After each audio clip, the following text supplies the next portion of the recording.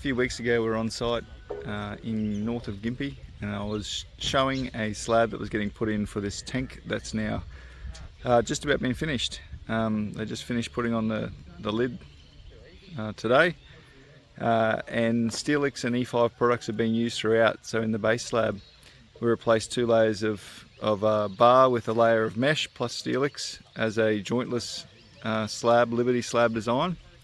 Then we replaced all the horizontal steel in these walls and some of the vertical steel with SteelX, and we've reduced the amount of steel required in the lid slab as well.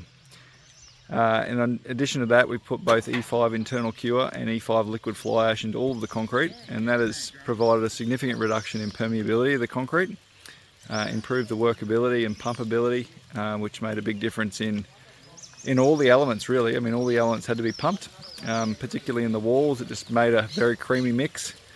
Today the concrete is commented just as the rain starts to fall down, which is lovely.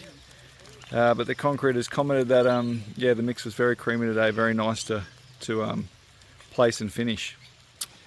So if you're doing tanked applications, if you're pouring slabs, walling applications, and you'd like some solutions that can save some cost and time, reduce permeability and waterproof the concrete, we'd love to talk with you.